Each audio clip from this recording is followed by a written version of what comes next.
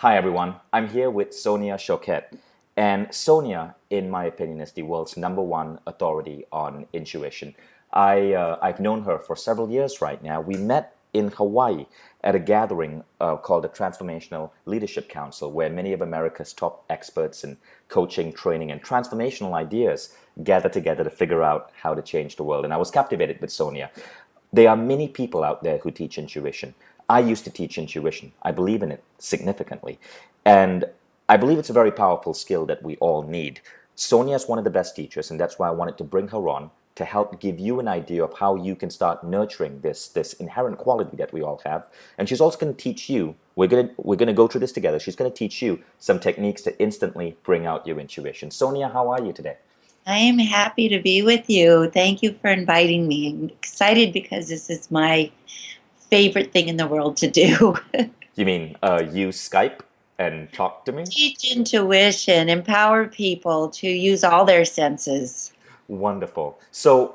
Um, so real quick, this is why I love intuition. A lot of people don't really have the right idea of what it's about.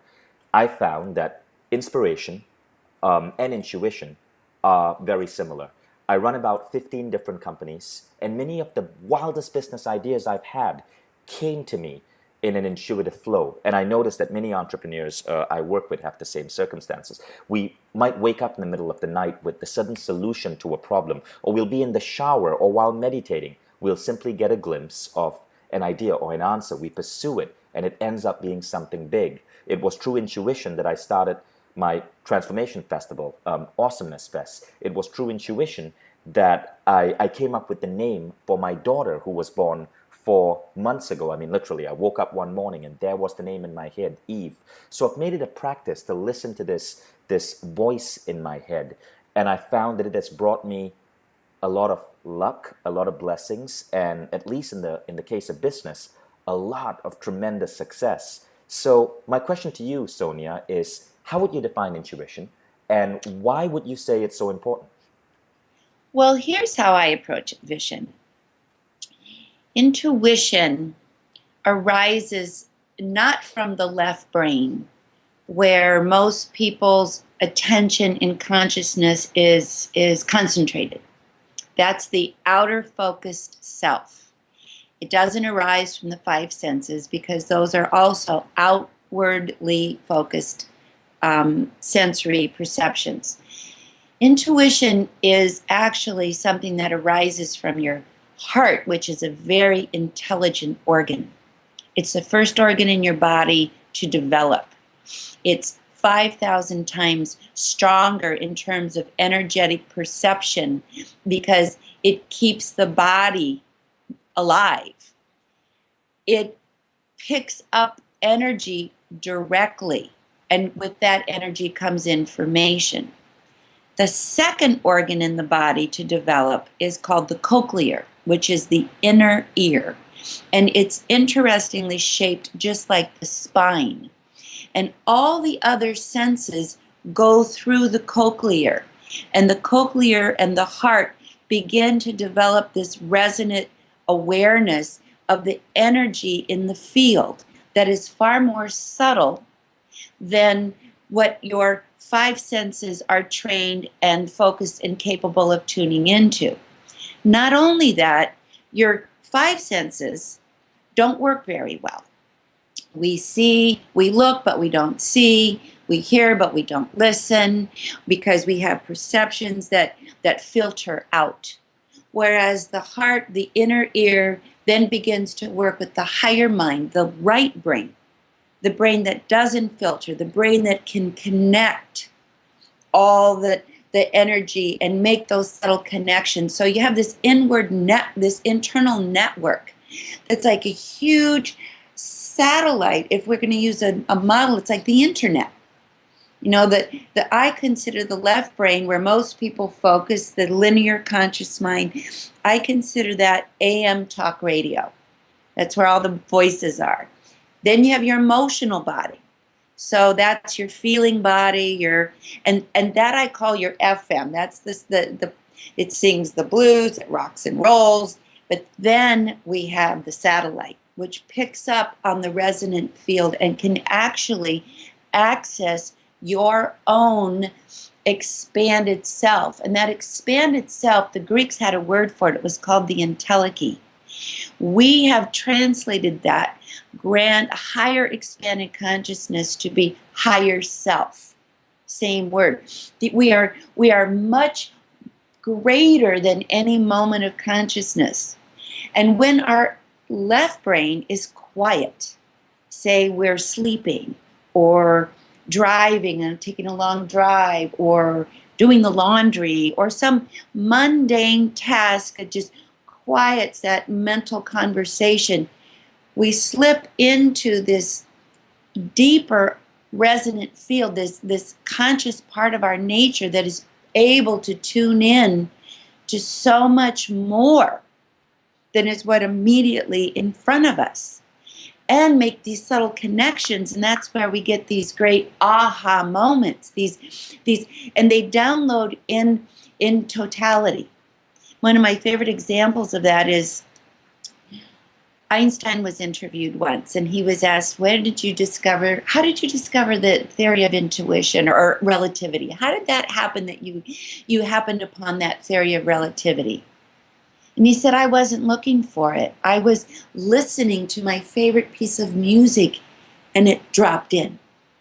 So the left brain can't pick up the total, the big idea. The right brain with the heart, the cochlear, can receive something energetically, vibrationally, and then we interpret it. You get this bright idea, this inspiration. I support and believe accurately that inspiration, which actually means to breathe the spirit in, your great self. That's what an inspiration is. You just tapped into your own grand nature. And intuition, which means inner teacher. Inner teacher. These are the same. This is your entelechy, your great self. And you are far more than what your intellectual mind is focused on at any moment. So that the key is to train your intellectual mind to support and cooperate with this greater consciousness that comes in. That's what you've done. That's what entrepreneurs done. That's what I've done. Unfortunately, what most people do is rather than support it, they resist it, they challenge it, they question it, they dismiss it, they tune it out. So my task in life has been to help you tune in. Sonia, you have some of the best tools out there to get people to tap into their intuition, to tune in. And what can you teach us in terms of tools that we can start applying immediately? Okay, so the first thing we need to recognize is that you will not be able to necessarily go after your intuition intellectually because it's not there. So I work and teach people how to tune in with metaphor. So I say the left brain or the intellectual brain or the fight, flight, fear, figure out brain, I call that the bad neighborhood. So we're going to move out of the bad neighborhood because you're not going to get your answers there. And that's usually when we want intuition to come in, when we are feeling challenged, or at least initially. Challenged, we can't find an answer, we don't know what to do, fight, flight, fear, figure out. So I invite people to go to the good neighborhood, which is the I wonder. I wonder. You're going over to the right brain, you're going into the heart area, into your greater consciousness. So, first, let's work with the tool vision. Do you have a question, a challenge that you're not quite yet tuning in to an answer that you care to share with our listeners here? Anything that you really would like to tune into that you're not getting to yet? Okay, so let's say someone has come to me with a business idea, a business proposal, and I'm trying to wonder if this is the right person I should go into business with. Okay. So what I like to do is let's break it down because every part of you needs a voice. Hmm. So just follow with me a little bit. And the key to this exercise is if someone's going to do it, you have to do it out loud. You have to use your voice because your voice carries with it vibration and you can hear truth. Intuition is not what's right, but what's true. Okay? So let's break this down. Just follow along with me. Relative to this business person, this proposition. My mind says, fill in the blank. And you want me to say that out loud? My mind says, My mind says, go for it. and my mind says, And my mind says, do it. and my mind says, And my mind says, go slow. okay, now we're going to change the channel. And my fear is, And my fear is, he won't live up to his commitments. and my fear is, And my fear is, it'll fail. and my fear is, And my fear is, I'll lose $20,000. okay, now keep your eyes open. What are you looking at? You, Right. Skype, my computer. Okay, just look around, take a breath. And what else do you see? I'm in my study. There are about 200 books here. Okay, this takes you to present time. Brings you right back to the moment. Take a breath. And my spirit says, And my spirit says, it'll be okay.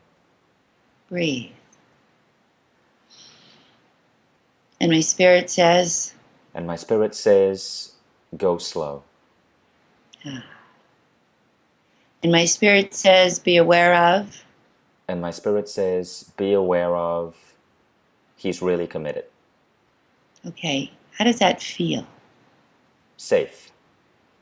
Yeah, I love that word. Just how do you feel? Safe.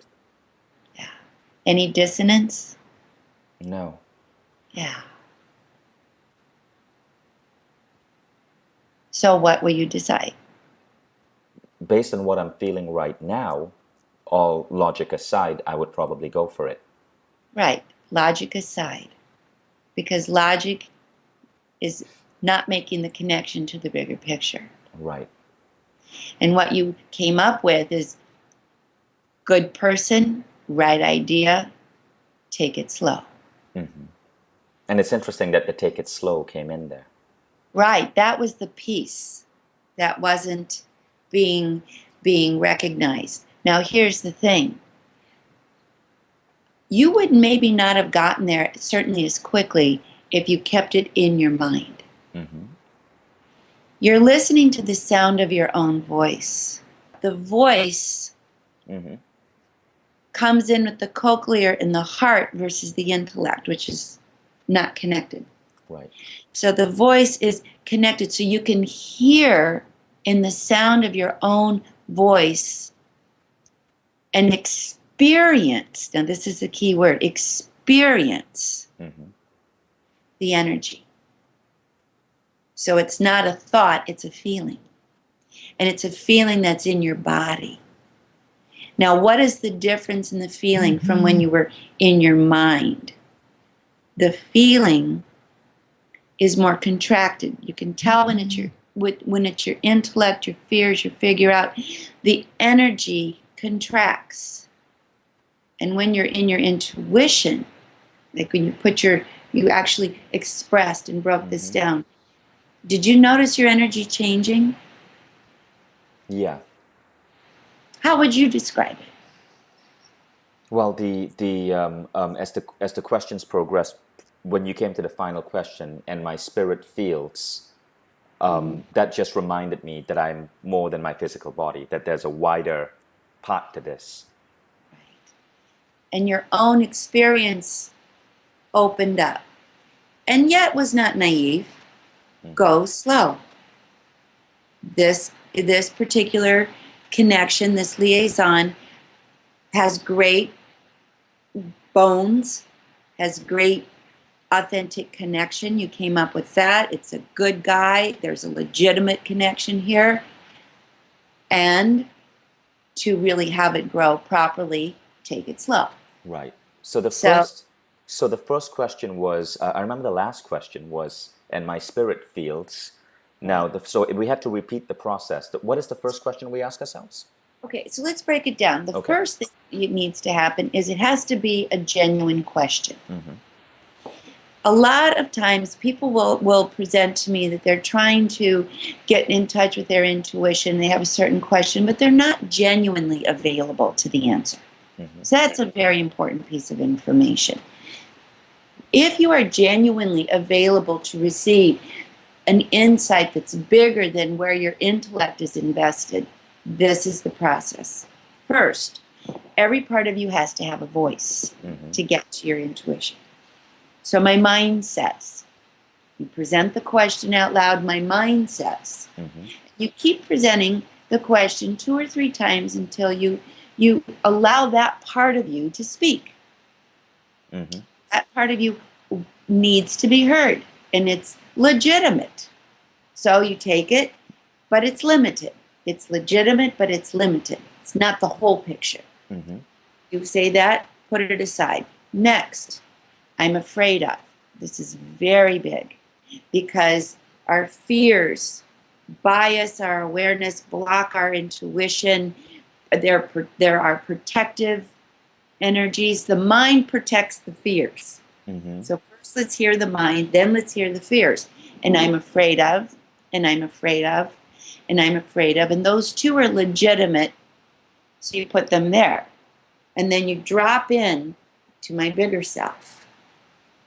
And my spirit says, and I give yourself see. the voice. So you methodically breaking it down. And my mind says, so it's my mind says, and you repeat that 3 to 4 to 5 times, Right. and then and my fear is, and my spirit says. I Right. see. But before you do that, you ask the question. First present the question, pose the question, and listen. This is something that I teach my students. When you pose the question, the first question, my first question will be, is that a true question? Mm-hmm. Is that your real question? What is your real question? Intuition will always respond to your real question. Let me give you an example. I just worked with someone the other day, and her question was, and it was a fairly big one. She lived in Boulder. She was wondering if she should move to Marin. And she said, well, I am trying to figure out if I should move to Marin. It's like, okay. Is that a real question? Oh, absolutely, absolutely.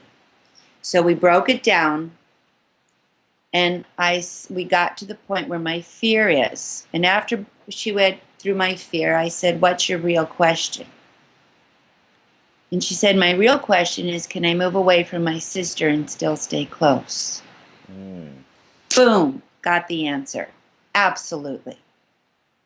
So that's another important piece. My mind says, my fear is, you can put in here, what's your real question? I see. That's a Here. beautiful, beautiful, beautiful technique. And I love how simple it is. And it doesn't require going into a meditative state. It's something you can do anytime. Your intuition is like a frequency you can tap into. You just have to come off AM radio, you have to move through FM, and then you get to satellite. Now, Sonia, do you think that this particular exercise would work better if people were in a relaxed state or a meditative state, or does it also work equally well in the waking state?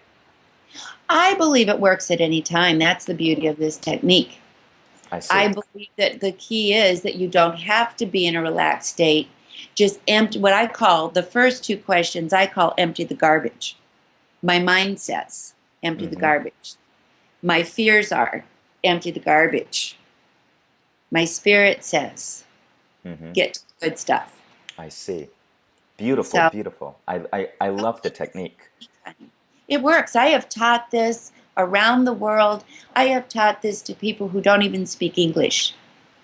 who with a translator can just quiet in a workshop. I have taught this to skeptical businessmen. I have taught this to emotionally distraught people in their worst stressful states, and it's still, it's just walk right there. Mm-hmm. And now I have a second question for you. One of the big things I use intuition for is to be is to have more empathy with my kids, with my spouse, with my friends, with my employees, and I find that running a large company, we have about 150 employees, and I try to have a very conscious, friendly way of running the business. But still, stresses of the day means that sometimes, as CEO, something I say may hurt someone's feelings, or someone may be feeling intimidated or afraid about a particular goal that was assigned to them. Mm-hmm. And likewise, at home, I may be with my son, encouraging him to do something, but he may have thoughts that he's resistant to that are not verbalized.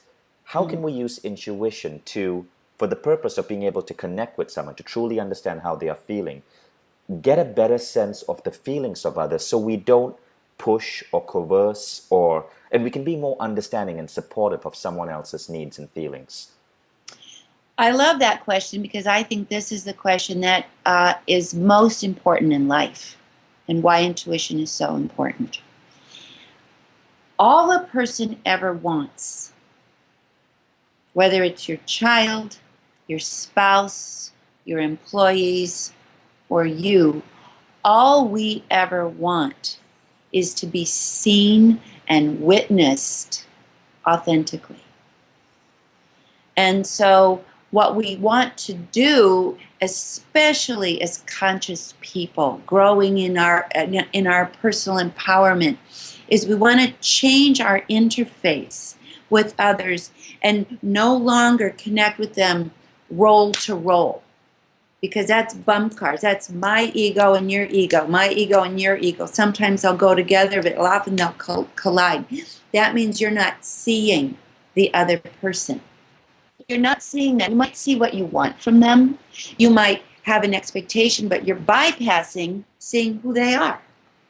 So it's important to pause, to give enough pause, a breath, an interest. I say to my students, if you really want your relationships to work, the first step is to be interested more than interesting. Be interested in who it is you're speaking to. Eye to eye, share a breath, take a moment, give a pause, a space, and witness them, not from the place of your frustrations, but from a place of being interested in who is this person. Because the person who is witnessed, who is seen, who has that breath, who feels your interest, will do the most to be their best. That is the root of all good relationship, is to take that pause and witness from your heart self, from your higher self. Recognize. That means to recognize, to bring back into consciousness who you're talking to. There is this whole universe here in another person. Witness and value that. And if a person feels witnessed and valued, it takes only a breath to do that. One breath. Because if you plow in, you are working from a place where you are depersonalizing people. And if a person feels that they're not witnessed or seen, you will breed some degree of resistance, and if it's frequent enough, resentment. So you've wasted your time.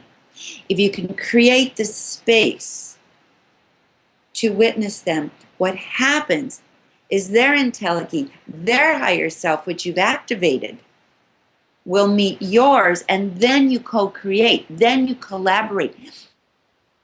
Then the creative sparks get going, then the ideas start flying, then the potential starts to become realized. So how can I, for example, get a sense of how my son is feeling about the new school he just was he we just enrolled him in? Okay, here's the easiest, most obvious answer. Ask him.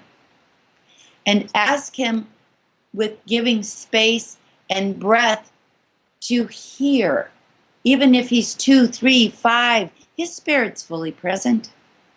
And put value on what he says. You don't have to make any change in your choices, but just to say, I hear you. If you allow someone the space to and you actually invite them to share their authentic experience, then they will trust you implicitly. They will trust you energetically that you are holding space for them to be who they are. Now, I have 2 daughters who are now 24 and 25, and I have done that with them ever since they were early as they could speak. And they now both have very fully developed intuitive practices, coaching entrepreneurs who are much older than them, who are much more sophisticated, helping them, and they are both booked up because they are so successful and word of mouth with themselves. Your son has a direct experience. You can say, we need to work with this. You don't like it? Let's work with it. Mm-hmm. How would you solve it? Ask him. I see. So what you're saying is, I mean, evolutionary biology says that women tend to be a lot more empathetic than men. Mm-hmm. Now, what you're saying is that the key to empathy is to really just pause when we're about to communicate with someone, to be open to listening to them, and to just ask them. Right. Take them in first before you come in and try to shape them. Whether it's a child, a partner, an employee, But a new business. But what if the person isn't there? What if I can't ask someone right now? What if I'm traveling and I want to know how my girlfriend or you want to know how your girlfriend or your boyfriend or your kid is feeling at that particular moment? Is there a way? Yes, absolutely. Pause. Go out of the what I call the bad neighborhood. Flight, fight, figure out, control. Step back. The first thing you do, and we'll do this technique. What do you know about your spirit that is true, Vishen? That you don't need anyone to affirm. You know this about you, your authentic self. So we'll do it this way. I'll organize it. My spirit is Happy. My spirit is calm. My spirit is joyful. My spirit is assertive. My spirit is happy. Yeah. Feel that. And also feel about your what you know to be true about your gifts, your strengths, your genius, because that's part of your spirit. My spirit is strong. Yeah. And my spirit is ambitious. Breathe that in. And underneath that ambitious, what is it? Giving. Yeah. Just feel that. Okay. So do you have a real strong sense of who you are? Because when you know who you are and you can be very comfortable with who you are, you're able to allow yourself to witness who other people are. So let's go to your son. What is his name? Hayden. Hayden is... His spirit is... happy. His spirit is... confused. No, his mind might be confused. The spirit isn't confused. So go back to his spirit. Sorry. No, it's good to know the difference. Yeah, I'm glad I made that mistake because I think that was a key learning point. Absolutely. His spirit is, his true nature is... joyful. His spirit is... curious. His spirit is. Loving. His spirit is. Caring. Feel his nature, his true nature, and his gifts, his creative genius. His spirit is. Happy. Yeah.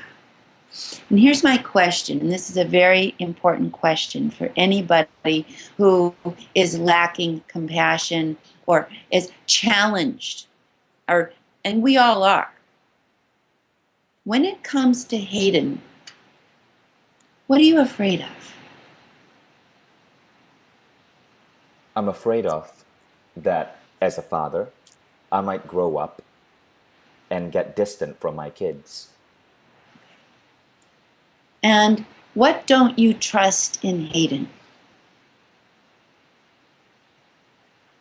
He's very rebellious.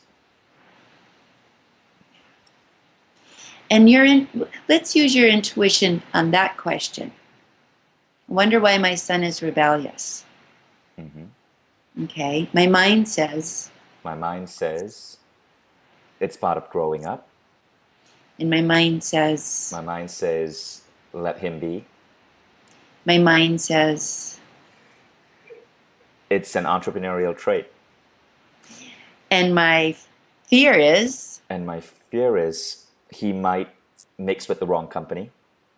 And my fear is. He won't listen to my advice. And my fear is. He might grow distant from me.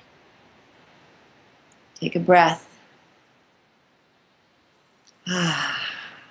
Another key point here, Vishen. Now open your eyes. What are you looking at right now? The room, my study. Pick something specific and kind of focus on a couple, 2, 3 things. My keyboard. And breathe. And one more thing. Specific. Specific? Mm-hmm. The space bar on my keyboard, is that what you mean by specific? Yeah. Okay. And the reason for that is it brings you to present time. Your mind and your fears are not grounded in the moment, in present time. Let's drop into it. My spirit says. He's a good kid. And my spirit says. He has his own life and it'll be okay. And my spirit says. Trust him. How do you feel? Better. Yeah. Can you feel the disparity between your strong one versus your spirit? Right. And so now, Vishen, you have a choice.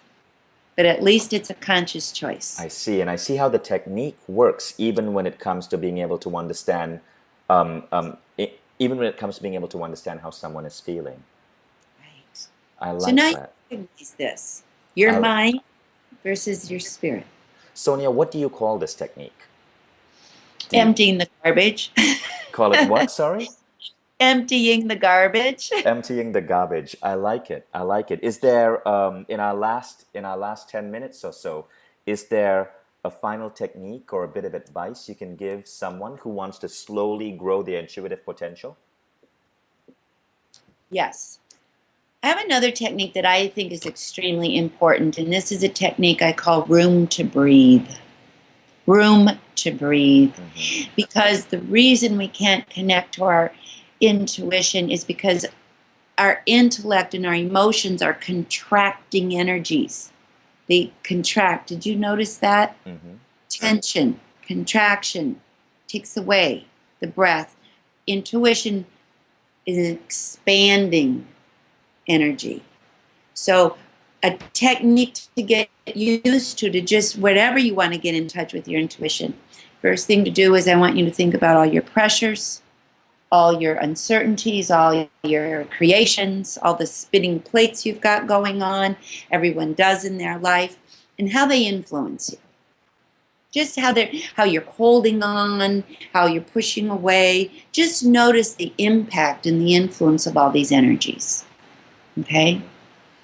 Now, allow yourself to just recognize and set them aside and give yourself room to breathe. And the way to do this is I want you to breathe in through your nose. Put your tongue on the roof of your mouth behind your teeth and blow out like you're blowing a birthday candle, emptying your lungs completely. Now breathe in again through your nose. Notice how much more deeply you can breathe, and let this open the jaw until it clicks and let out the sound. Ah.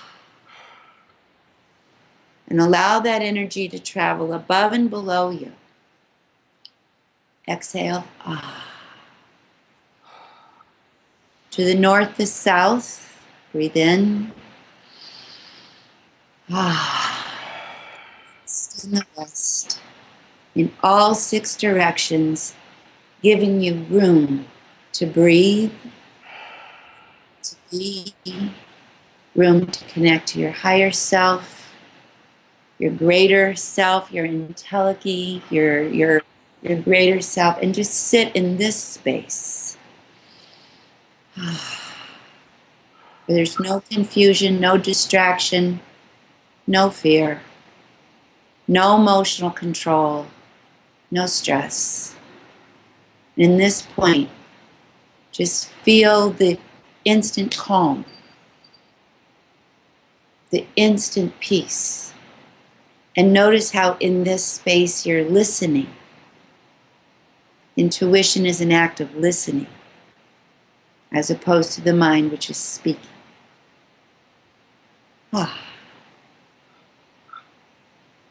And at this point, you can say, my intuition says. What is your intuition telling you right now in this space that you haven't really stopped long enough to hear? So let's just ask, my intuition says, right now for me. My intuition says, relax, it's all going to work out. I'm going to ask you a question. Do you feel that's true? Yeah. Yeah. So you don't have to believe me. There's something out there. You feel it. And you've given voice to it. So this is a technique I advise people to practice all the time. Until it gets to a point where they live in an energetic space that gives them room to breathe. What was this second technique called again? Room to breathe. Got it. Now, how, we sometimes see on TV or we meet people who are just highly, highly, highly intuitive, who just seem to have glimpses of ideas or facts that they would have no way of knowing. In your mind, do you think this is a trainable skill, and can we all get there?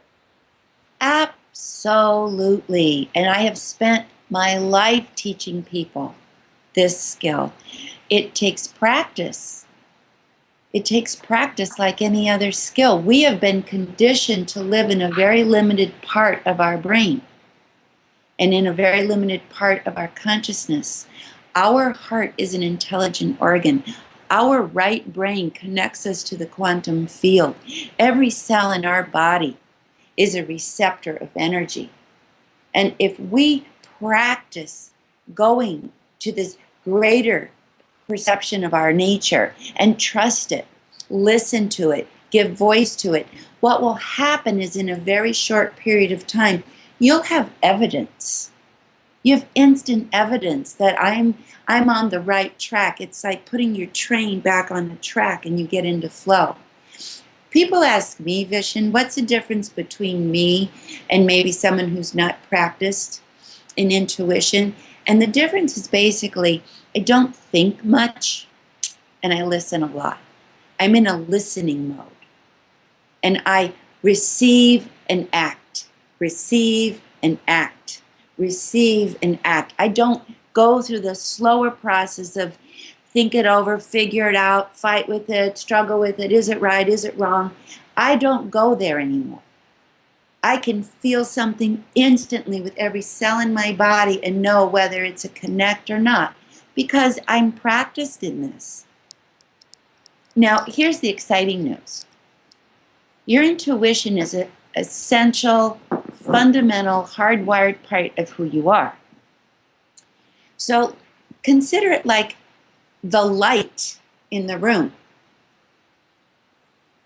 These techniques show you where the light switch is. Once it's on, it's on. So you just have to keep practicing turning the light switch on. You don't have to rewire yourself. You just have to know where the switch is. It's here. And the final question for you, Sonia, is there a way we can use intuition to be more creative? I'm talking about those of us who have things to write, or looking for new ideas to grow a business, or are looking to create works of art. Is there a way to use intuition to get enhanced creativity? I believe that's the only reason to use it. Personally, what's the point but to be able to flow with your creativity, which I believe is the spirit in you. So these techniques, what I say to my students is use this emptying the garbage technique. Say you want to write. First empty the garbage and then just show up and let your spirit write. Let your spirit create. Let your spirit invent. That's the part of you that does create. Your intellect supports the spirit. Einstein, I'll go back to Einstein because he was a great inspiration in how he thought. He said the human spirit is our sacred gift. The rational mind, its faithful servant. But sadly, we've thrown away the gift and we've become enslaved to the servant. Mm-hmm. So what I teach is let the spirit be the self that you know to be you. And then you use your rational mind to support your creativity. And here's the final word. Play. Play more. Have fun. Go there first. So here's my final tool for us before we part. If you're disconnected from your spirit, if you're disconnected from your intuition, if you're bogged down and bummed out and feel stressed, do this practice every day out loud with me. I love. Fill it in. To play. I love. My kids. I love designing things.